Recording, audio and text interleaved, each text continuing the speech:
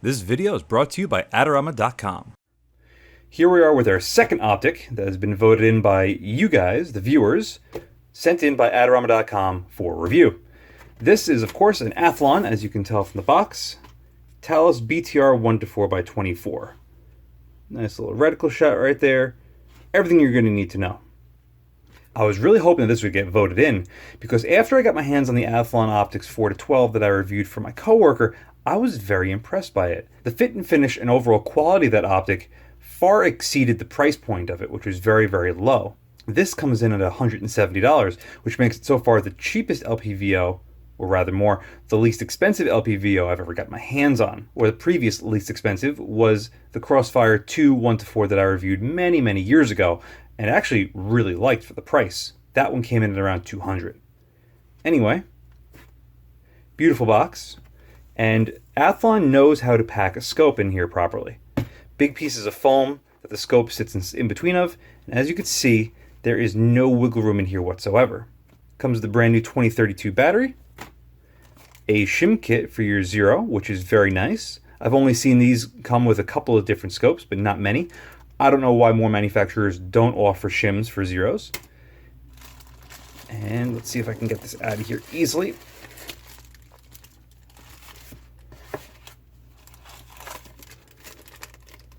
And an owner's manual, which I'm not going to go through because this is the exact same one that I had with the other scope.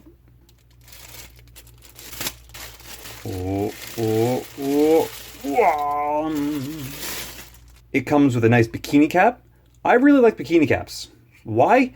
Well, they're very inexpensive, number one, especially when they come with the scope for $170, and they serve their purpose quite well. You put them on, you take them off, you throw it in your range bag. You don't have to worry about getting your optics dirty when you're transporting it and whatnot. And you don't have to worry about caps actually restricting your field of view through the scope, which I have noticed before, especially with the SIG 1:5 that I reviewed about a year or so ago. Right off the bat, it's got a little bit of weight to it. Curiosity killed the cat.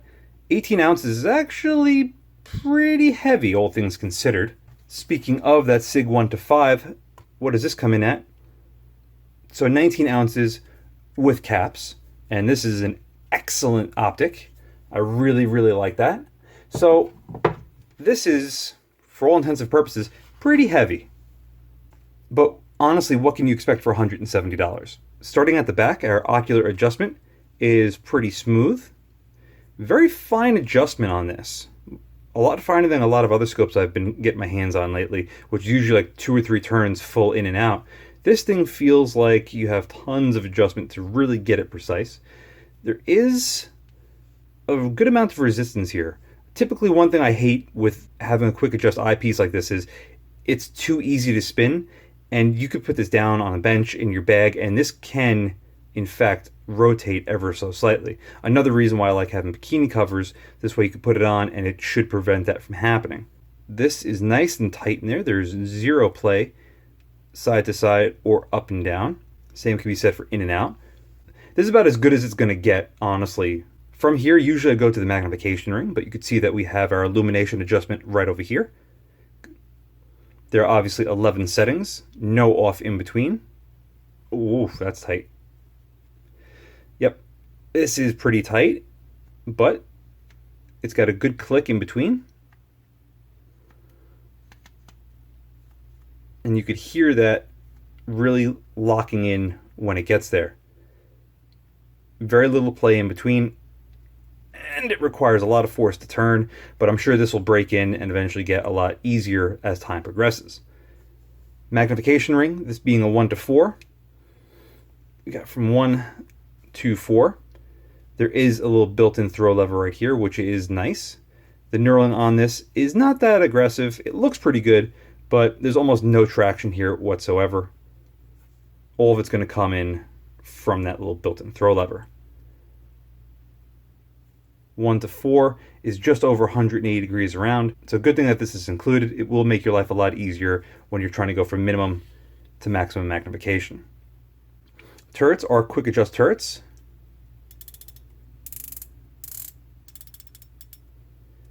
There is no locking on this. You can reset 0 on this fairly easily though. You put a coin in there, pop that lock, adjust it and re-zero it. 1 click is 1/5 of a mil. So for every click is going to be 0.2 of a mil. So 2, 4, 6, 8, 10.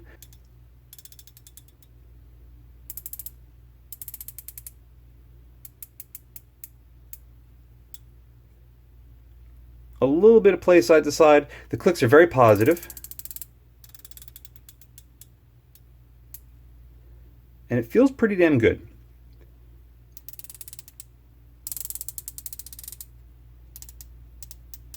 Same thing can be said for the windage. But one thing I could say about the windage, which I don't like, and it's because, these are built to a price point. This is the exact same turret as this one, with the exception of the R is replaced with up. You can tell because it goes from 0 to 11, 0 to 11. I'm a big fan of when my windage turret goes 1, 1, because you're technically going from 0, right, left, not, 1 to 11. Just a pet peeve of mine. It doesn't really make that much of a difference, but it is something that I take note of. One budget LPVO that I actually almost forgot that I reviewed that got this right was the True Glow 1:6, which is actually a very good optic for the money. Granted, the one I reviewed is an older generation, which they've since replaced, but I'm sure the newer one is better than the one that I had reviewed. Anyway, let's see how this optic looks. So right off the bat, I gotta say, I kind of like the reticle on this. You got 4 big thick posts at 12, 3, 6, and 9, and inside that you have a pretty nice milled reticle. One thing I will say is that you do see a lot of the scope body when you're looking through it. Again, this is a very budget-minded LPVO. Something has to give. But not only do you see a lot of the body, but I don't know if it's just my eyes deceiving me, but this thing actually looks like it's greater than 1x. And I don't mean like 1.1 or 1.2 magnification. I mean like 0.9 to 0.95 magnification. It actually seems like it's zoomed out as opposed to zoomed in. And it's kind of trippy. Just like the other Athlon optics that I had reviewed, the illumination on this thing is pretty good. Not what I would consider ultimately daytime bright, where it's so bright that you can use it as a red dot, but you can see that it changes to red. Bumping it up to 4x, and everything looks okay. Things seem sharp, but it seems like there's a slight haze to it. So far, this thing seems pretty good. And I have to say, I have a real soft spot for budget LPVOs. Why? I personally, in my opinion, think that LPVOs are some of the best scopes that anyone can buy for real-world practical shooting. A good 1x with good illumination will allow you to use this thing basically from point-blank range, and if you use the rule of thumb about 1x per 100 yards for practical engagement, a 4x optic such as this should be able to get you out to about 400 yards on, let's say, a full-size IPSC steel target. Do you need all that magnification? No. Some people will say that you need even more, but going from a 1 to 4 or a 1 to 6 at that point, that gives you 50% more range, which is fantastic. I'm very curious to see how this is going to stack up against the Crossfire 2 that I had reviewed, along with that True Glow 1 to 6. So far, it feels like it's going to handle itself fairly well, and I'm really curious to find out for myself. Anyway, thank you very much for voting on this optic. It's an honor to get a review out for all of you, and thank you very much Adorama.com for sending this in for review. Thank you very much for watching. See you again next time.